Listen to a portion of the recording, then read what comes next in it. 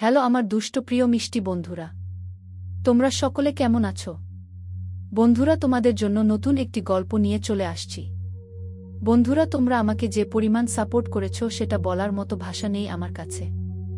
বন্ধুরা, গল্পটি না টেনে শেষ পর্যন্ত দেখলে আশা করি তোমাদের দাঁড়িয়ে যাবে এবং তোমরা হাতের কাজ করতে বাধ্য হবে। চলুন বন্ধুরা, গল্পটি শুরু করি। আমাদের স্বামী স্ত্রীর সম্পর্ক ছাড়া আরও একটা সম্পর্ক আছে। সেই সম্পর্কটা কি তুমি জানো? আল নিজের বউয়ের মুখে এমন কথা শুনে আল অবাক দৃষ্টিতে তাকিয়ে আছে। আর তখনই রিকশা চালক বলে, ভাইজান এসে গেছি, নামেন। রিকশা চালকের কথা শুনে এতিহা কথাটা থামিয়ে দিচ্ছে। আল, হ্যাঁ নামতেছি। এতিহা চুপ করে গেছে আর আল রিকশা থেকে নেমে ভাড়াটা দিচ্ছে। এতিহা রিকশা থেকে নেমে বাড়িতে যেতে ছিল, তখনই আল বলে, এতিহা তুমি চলে যাচ্ছ কিন্তু কথাটা শেষ করনি। এতিহা, কি কথা শেষ করব? আল, ওই যে বলেছ আমরা স্বামী স্ত্রী ছাড়াও আরও একটা সম্পর্ক আছে আমাদের মাঝে। সেই সম্পর্কটা কি? এতিহা, এখন বলতে পারবো না। যদি জানতে চাও তাহলে তোমার আম্মাকে বলে আমাকে তোমার রুমে নিয়ে যেও। রাতে তোমার বুকের উপর মাথা রেখে সবকিছু বলবো, কেমন? আল, আম্মা তোমাকে আমার সাথে থাকতে বারণ করছে, আর তাছাড়া তোমাকে রুমে নিয়ে গেলে আম্মা আমাকে মেরে ফেলবে। এতিহা, তাহলে আমিও বলতে পারবো না। কারো কাছ থেকে জেনে নিও। এই বলে এতিহা খালি হাতে বাড়ির ভিতরে চলে যাচ্ছে। আর তখনই আল বলে, আল, এই যে নবাবিনী এমন ভাবে যে খালি হাতে চলে যাচ্ছ, তা তোমার ব্যাগগুলিকে নিবে? এতিহা, কি বলছো তুমি? আমি নবাবিনী বলেই আমার কাছে এসে আমার শার্ট টেনে ধরেছে। আল, আরে কি করছো? শার্ট ছেড়ে দাও, কেউ দেখলে সর্বনাশ হয়ে যাবে। এতিহা, দেখলে দেখুক, তাতে আমার কি? আর শোনো, তুমি থাকতে আমি যদি ব্যাগগুলি হাতে করে নেই তাহলে বাড়ির লোকেরা বলবে তুমি আস্ত একটা অলস। কথা কম বলে ব্যাগগুলি নিয়ে এসো। ঠিক তখনই আম্মার রিকশাটা এসে পেছনে থামছে। আর আম্মা দেখে এতিহা আমার শার্টের ক্লার ধরে রাখছে। আম্মা, এতিহা তুমি কি করছো? আলের ক্লার কেন ধরেছ? এতিহা কি বলবে না বলবে তার আগেই আল বলে, আল, আম্মা এতিহা ক্লার ধরেনি, এতিহা তো আমার শার্টের বুতামটা লাগিয়ে দিচ্ছে। আমার কথা শুনে এতিহা আমার শার্টের বুতাম ঠিক করে দিতে আরম্ভ করছে। কি এতিহা, বলো আম্মাকে তুমি যে বুতাম ঠিক করতেছিলে? এতিহা, জবি আম্মা, আমি তো বুতাম ঠিক করতেছিলাম। আম্মা, আমি ছোট বাচ্চা নয়, আমি বুঝি কোনটা বুতাম লাগানো আর কোনটা শার্টের ক্লার ধরে রাখা। আল, তোর সাথে আমার কথা আছে, তুই ফ্রেশ হয়ে আমার রুমে আসবি। আল, ঠিক আছে, আসব। আম্মা, এতিহার জন্য কি কেনাকাটা করেছিস? আল, হ্যাঁ, আমার কাছ থেকে এতিহা ব্যাগগুলি নিয়ে গেছে। আম্মা, চল বাড়ির ভিতরে চল। আম্মা রিকশা ভাড়া দিয়ে আমাদের সাথে বাড়ির ভিতরে এসেছে। ভাবি ভাইয়া দুজনে বসে গল্প করছে। ভাবি, আরে তোমরা এসে গেছ, তা কি কেনাকাটা করেছ দেখি? এতিহা, এই যে নেন, সব কিছু আলের পছন্দে কিনেছি। তখনই আম্মা বলে, আম্মা, এতিহা তুমি কি আলের নাম ধরে ডাকো নাকি? আল তোমার স্বামী, আর মেয়েরা স্বামীর নাম ধরে ডাকে না। যদিও তুমি কিছুদিন থাকবে এই বাড়িতে আলের বউ হিসাবে, তাও তোমাকে এসব কিছু মেনে থাকতে হবে। এতিহা, স্বামীর নাম ধরে ডাকা নিষেধ, এটা কি কোথাও লিখা আছে? আম্মা, লিখা থাকতে হবে না, তোমাকে যা বলছি তাই করবে। আর আজকালের মেয়েরা যে এতটা মডার্ন হয়েছে যে তারা কি বলে কাকে ডাকতে হবে তা নিজেই বলতে পারবে না। আসলে দোষটা ওর নয়, দোষটা হলো ওর বাবা মার। মেয়েটাকে তার বাবা মা ঠিকঠাক শিক্ষা দিচ্ছে বলে মনে হয় না। আব্বা, মেয়েটা না হয় একবার ভুল করে ডেকে ফেলছে, তার জন্য এত কথা শোনানোর কি দরকার? আম্মা, তুমি চুপ থাকো। এদিনিং দেখছি কিছুটা রক্তের টান টান ভাব কাজ করছে। তুমি এই ব্যাপারে কোনো কথা বলবে না। আব্বাকে আম্মা এক জারি দিয়ে চুপ করিয়ে দিচ্ছে। সবাই চুপচাপ দাঁড়িয়ে আছে। তখনই আল বলে, আল, এতিহা চলো রুমে যাই। তখনই আম্মা বলে, আম্মা, আল তোদের তো এক রুমে থাকা নিষেধ, তাহলে এতিহার তোর রুমে যাবে কেন? আম্মা, আপনি এতিহাকে সাথে নিয়ে যান, আজ থেকে এতিহা রাতে আপনার সাথে থাকবে। আল, কিন্তু আম্মা, এতিহার সাথে আমার কিছু কথা ছিল। আম্মা, কথাগুলি এখন নিজের পেটে রেখে দে। এতিহা, তুমি তোমার সব কিছু আম্মার রুমে রাখবে। ভুল করে যদি আলের রুমে গেছো তাহলে বাড়ি থেকে সোজা বের করব না, বরং তোমার নামের আগে একটা অপবাদ জুড়ে দেয়া হবে। এতিহা, আমি অপবাদের ভয় পাই না। আর তাছাড়া বিয়ে করেছি আলাদা রুমে থাকতে নয়। আমি আমার স্বামীর রুমে থাকব, আপনি যত অপবাদ দেবার দিতে পারেন। আর আমি না চাইলে আমাকে এই বাড়ি থেকে বের করা আপনাদের কারো সাধ্য নেই। আমি গেলাম, আপনারা কি অপবাদ লাগাবেন সেইটা চিন্তা করতে থাকুন। এতিহা চলে গেছে, তবে এতিহার সাহস দেখে সবাই অবাক দৃষ্টিতে তাকিয়ে আছে। ভাইয়া, দেখছো আম্মা মেয়েটার কি সাহস? তুমি যদি মেয়েটাকে আরও এই বাড়িতে থাকতে দাও তাহলে অনেক সমস্যা হবে। আম্মা, সমস্যা হলে আমি বুঝব। আল, তুই দাঁড়িয়ে আছিস কেন? যা, এতিহা তো রুমে গেছে। একটা কাজ ঠিকঠাক মতো করতে পারিসনি। নিজের বোনের প্রতিশোধটুকু নিতে পারবি বলে মনে হয় না।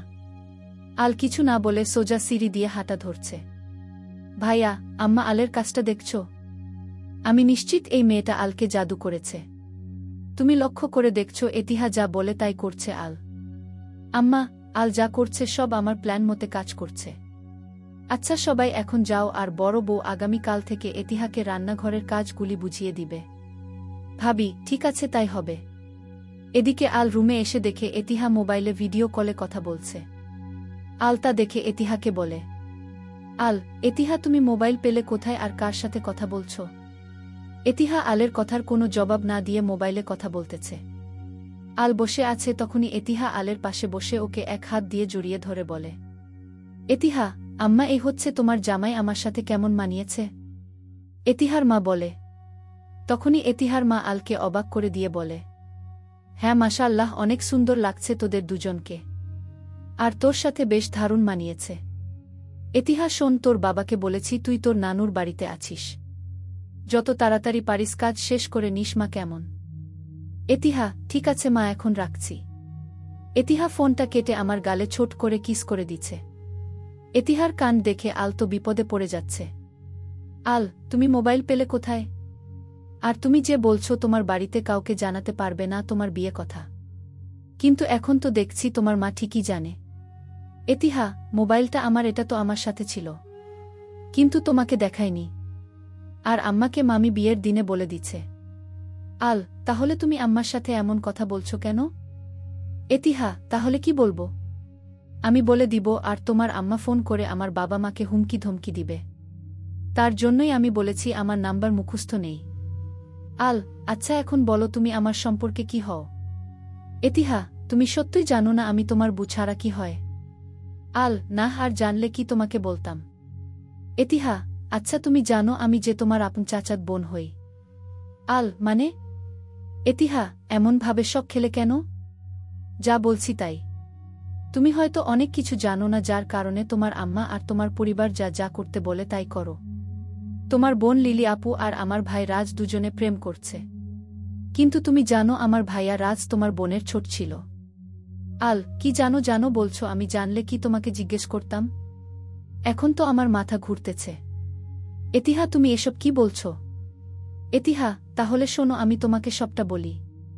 প্রথমে তোমাদের পরিবার আর আমাদের পরিবার সবাই একসাথে ছিল, কিন্তু যখনই জানতে পারছে আমার ভাইয়া আর তোমার বোন লিলি দুজনের মধ্যে রিলেশন তৈরি হয়ে গেছে, তখনই তোমাদের পরিবার দূরে চলে যায়। কারণ সমাজের মানুষ কি বলবে, আর লিলি আপু বড় ছিল রাজ ভাইয়া থেকে 2 বছরের। তখন আমার বাবা রাজ ভাইয়াকে সহ আমাদের নিয়ে চলে যায় অনেক দূরে। বেশ মাস 2 কোনো যোগাযোগ ছিল না সবার মাঝে। হঠাৎ একদিন তোমাদের বাড়ির সবাই এসে আমাদের বাড়িতে উঠে আর বলে লিলি আপুর নাকি বাচ্চা হবে, আর সেইটা নাকি রাজ ভাইয়ার জন্য আপুর এমনটা হয়েছে। তখন রাজ ভাইয়া বাবার ভয়ে অস্বীকার করছে ঠিকই, কিন্তু যখন জানতে পারছে লিলি আপু আত্মহত্যা করছে, তার কিছুদিন পর ভাইয়াও লিলি আপুর মতো আত্মহত্যা করে আমাদের সবাইকে ছেড়ে চলে যায় না ফেরার দেশে। আল, কিন্তু ভাইয়ারা যে বলে রাজ তোমার বাবার পছন্দ করা মেয়েকে বিয়ে করে সুখে সংসার করছে। এতিহা, তোমার পরিবার তোমাকে যা বলছে তুমি তাই শুনেছ। সত্যিটা আমি যা বলছি তাই। রাজ ভাইয়ার আর লিলি আপু যেই ভুলটা করছে সেটা ভুল ছিল না, কিন্তু আমাদের পরিবারের মানুষগুলির কারণে 2টা জীবন অকালে সমাপ্তি হয়ে গেছে।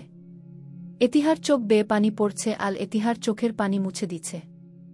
আল, আচ্ছা তুমি এত কিছু জানলে কি করে? এতিহা, আম্মা আমাকে সব বলছে। আম্মা তোমার পরিবারের সবার ছবি দেখিয়ে দেখিয়ে পরিচয় করিয়ে দিত। প্রতিদিন যেমন নিয়ম করে খেতে হতো ঠিক তেমন করে তোমাদের ছবিগুলি আমাকে দেখা লাগত। আম্মা আমাকে তাও বলছে তোমার মা নাকি বলছে লিলি আপুর সাথে যা হয়েছে ঠিক তেমনটা আমার সাথেও করতে চেয়েছে। আল, আমাদের ছবি তোমার মা কোথায় পাইছে? এতিহা, ফুপির কাছ থেকে নিছে। আল, ফুপির কাছ থেকে? কিন্তু ফুপিকে তো কোনোদিন আমাদের বাড়িতে আসতে দেখিনি। এতিহা, ফুপির সাথে তোমার বাবার যোগাযোগ আছে, কিন্তু তোমার মায়ের জন্য কারো সাথে কোনো রকম যোগাযোগ নেই। আমি যা জানতে পারছি তা তোমাকে বলেছি, এখন তুমি সরো, আমি ঘুমাবো। আল, তুমি যে আমার চাচাত বোন, এটার কি প্রমাণ আছে? তখনই এতিহা ওর মোবাইলটা বের করে আমাকে কিছু ছবি দেখাতে আরম্ভ করছে। ছবিগুলিতে আমাদের পরিবারের সবাই আছে, আমি যখন ছোট তক্কার ছবিগুলি। এতিহা, এই বাচ্চাটা তুমি আর আম্মুর কোলে হলাম আমি। এটা তোমার বাবা আর এটা আমার বাবা। এই হলো তোমার বোন লিলি আর এই হচ্ছে আমার ভাই রাজ। তোমার বোন লিলি রাজ ভাইয়াকে পেছন থেকে জড়িয়ে ধরে রাখছে, আর তার পাশে তোমার বড় ভাই আসাদ। এবার তো বিশ্বাস হয়েছে আমি তোমার চাচাতো বোন। আল এতিহার ছোটবেলার ছবিটার দিকে তাকিয়ে আছে।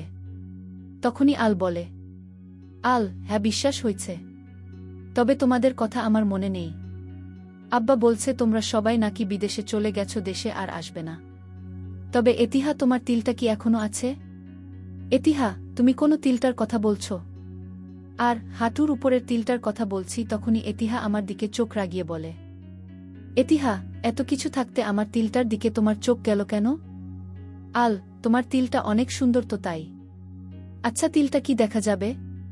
তখনই এতিহা গলা টিপে ধরে সোজা খাটের উপরে পড়ছে। আল গলা থেকে হাত সরিয়ে দিচ্ছে আর সোজা বুকের মাঝে এতিহা, আর ঠোঁটগুলি আলের ঠোঁটের সামনে। দুজনে চুপচাপ, কোনো কথা নেই। আল আস্তে আস্তে এতিহার ঠোঁটে ঠোঁট গুজে দিচ্ছে আর এতিহা আলকে আপন করে নিচ্ছে। আজকের রাতে ওদের মাঝে কোনো রকম ঝগড়া হয়নি, বরং ভালোবাসা তৈরি হয়ে গেছে। সকালে আল চোখ খুলে দেখে এতিহা জড়িয়ে ধরে ঘুমিয়ে আছে আর ছোট ছোট কিস করছে এতিহাকে। এতিহা চোখ খুলে দেখে আল ওকে কিস করছে আর এক ঝাটকায় ছাড়িয়ে নিয়ে বলে, এতিহা, আল তুমি কি করছো? আল, বউয়ের সাথে স্বামী যা যা করে আমিও তা করেছি। এতিহা, নাহ, কাজটা তুমি ঠিক করনি। তোমার আর আমার মিল হবে না। আজ নয়তো কাল আমাদের দুজনের আলাদা হয়ে যেতে হবে। তখনই এতিহা উঠে যেতে ছিল, তখন আল বলে, আল, এতিহা, তোমার তিলটা আগের থেকে কিছুটা বড় হয়েছে।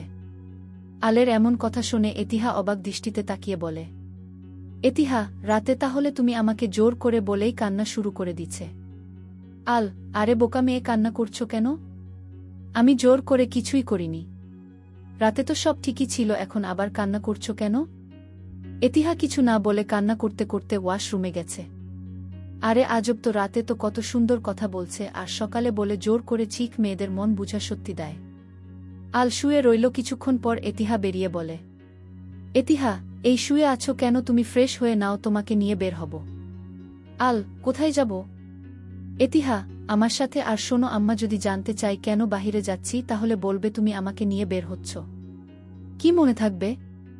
আল, আগে ফ্রেশ হয়ে আসি। আল ওয়াশরুমে চলে গেছে। কিছুক্ষণ পর বেরিয়ে দেখে এতিহা একদম রেডি। আল এতিহাকে নিয়ে নিচে গিয়ে দেখে সবাই নাস্তা করছে। আম্মা, আল, নাস্তা করতে আয়। আল এতিহা দুজনে নাস্তা করছে। তখনই ক্রয়েন বেল বেজে উঠছে। আলের ভাবি গিয়ে দরজা খুলছে। তখনই ভাবি বলেন, ভাবি, আম্মাজান, একজন ভদ্রলোক সাথে পুলিশ নিয়ে এসেছে। তখনই সবাই খাবার টেবিল থেকে উঠে দাঁড়িয়ে গেছে। ভদ্রলোকটার দিকে তাকিয়ে দেখি এতিহার বাবা, আর তখনই এতিহা দৌড়ে গিয়ে ওর বাবাকে জড়িয়ে ধরে বলে, এতিহা, বাবা তুমি এসেছ, ওরা আমাকে বন্দী করে রাখছে। আজ 2 দিন যাবৎ আমাকে এই বাড়িতে বন্দী করে রাখছে। এতিহার এমন কথা শুনে সবাই অবাক হয়ে তাকিয়ে আছে। আল দাঁড়িয়ে থাকা থেকে বসে গেছে। এতিহার বাবা, স্যার, ওরা আমার মেয়েকে জোর করে এই বাড়িতে বন্দী করে রাখছে। আপনারা ওদের সবাইকে থানায় নিয়ে চলেন। ঠিক তখনই এতিহা আবার বলে, এতিহা, বাবা শুধু বন্দী করেনি, আমাকে জোর করে ওনাদের ছোট ছেলের সাথে বিয়ে দিয়ে দিচ্ছে। তখনই আমি বলি, এতিহা, এই গুলি তুমি কি বলছো? তখনই আমাকে চোখ টিপ দিচ্ছে।